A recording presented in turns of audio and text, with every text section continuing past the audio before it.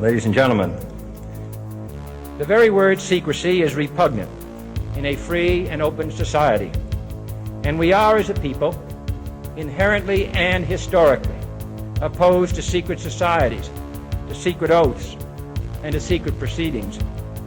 We decided long ago that the dangers of excessive and unwarranted concealment of pertinent facts far outweighed the dangers which are cited to justify it. Even today, there is little value in opposing the threat of a closed society by imitating its arbitrary restrictions. Even today, there is little value in ensuring the survival of our nation if our traditions do not survive with it. And there is very grave danger that an announced need for increased security will be seized upon by those anxious to expand its meaning to the very limits of official censorship and concealment. That I do not intend to permit to the extent that it's in my control. And no official of my administration, whether his rank is high or low, civilian or military, should interpret my words here tonight as an excuse to censor the news, to stifle dissent, to cover up our mistakes, or to withhold from the press and the public the facts they deserve to know.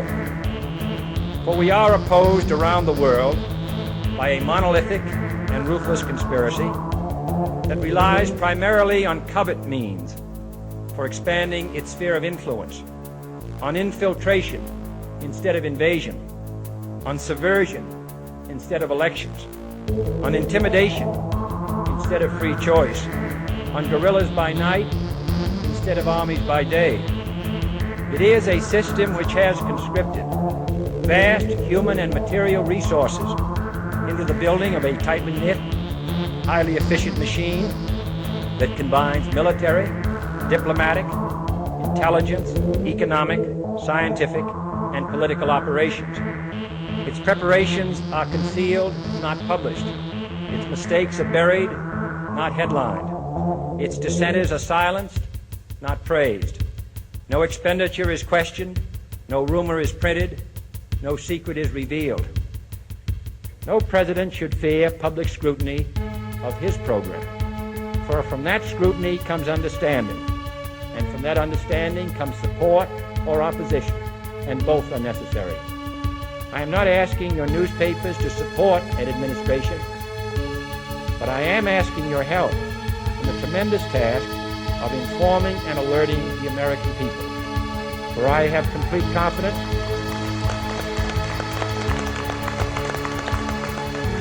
in the response and dedication of our citizens whenever they are fully informed.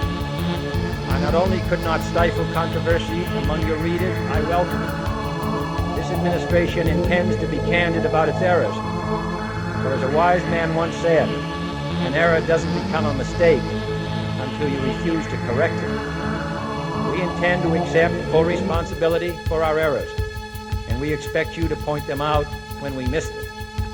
Without debate, without criticism, no administration and no country can succeed, and no republic can survive. That is why the Athenian lawmaker Solon decreed it a crime for any citizen to shrink from controversy.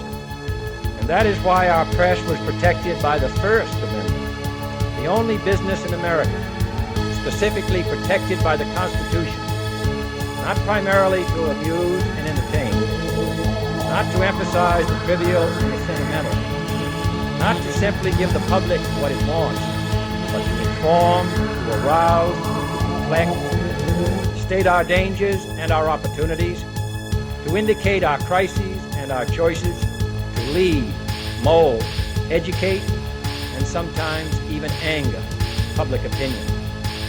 This means greater coverage and analysis of international news, for it is no longer far away and foreign, but close at hand and local. It means greater attention to improved understanding of the news, as well as improved transmission. And it means, finally, that government at all levels must meet its obligation to provide you with the fullest possible information outside the narrowest limits of national security. And so it is to the printing press, to the recorder of man's deeds, the keeper of his conscience, the courier of his news, that we look for strength and assistance, confident that with your help, man will be what he was born to be, free and independent.